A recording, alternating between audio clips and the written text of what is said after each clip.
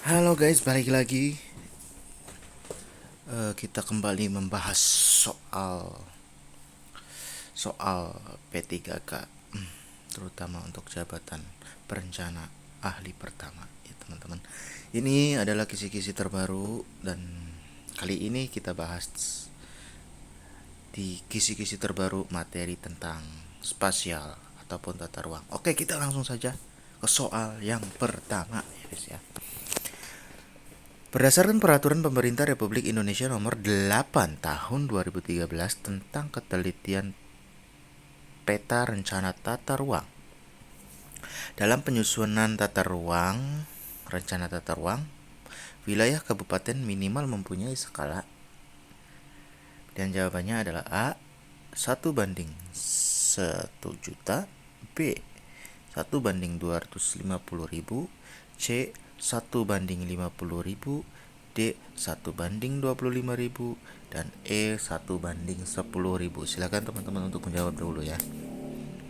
1, 2, 3, dan jawabannya adalah tentunya C ya teman-teman, 1/50. Oke, kita dibahas soal ini ya, karena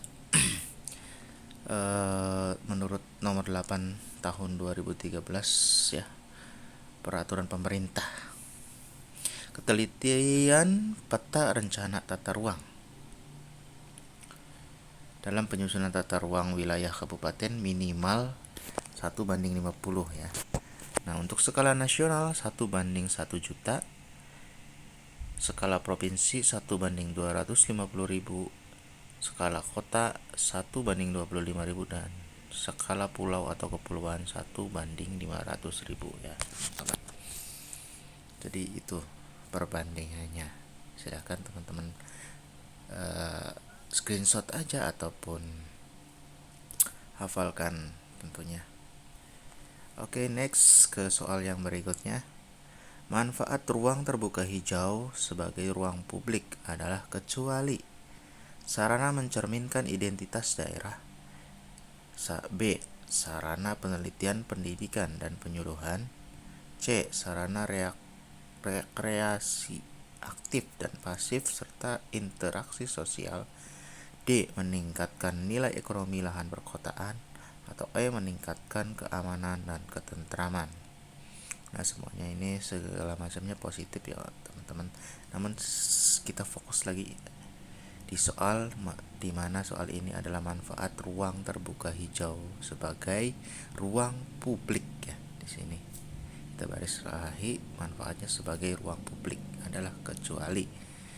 Ini yang berarti yang bukan manfaat sebagai ruang publiknya ya kan.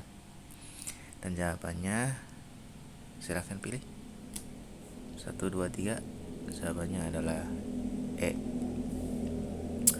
Meningkatkan keamanan dan ketentraman ya, karena kita tahu meningkatkan keamanan dan ketentraman enggak semerta bukanlah manfaat dari ruang terbuka hijau, apalagi sebagai ruang publik ya teman-teman. Kita bahas manfaat ruang terbuka hijau adalah sarana mencerminkan identitas daerah yang pertama, kemudian sarana penelitian pendidikan dan penyuluhan, sarana rekreasi aktif dan pasif serta interaksi sosial itu yang kedua, meningkatkan nilai ekonomi lahan perkotaan itu yang ketiga, menumbuhkan rasa bangga dan meningkatkan prestis daerah 4, dan kelima, sarana aktivitas sosial bagi anak-anak, remaja, dewasa, dan manusia pada umumnya. Oh, manula ya teman-teman, bukan manusia. Manula itu lansia lah teman ya. Oke, kita langsung ke soal yang berikutnya.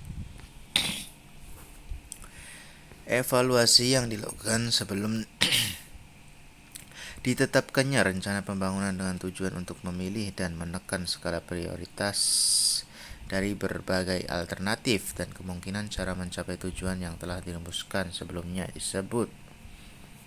Nah, ini semuanya istilah-istilah, silakan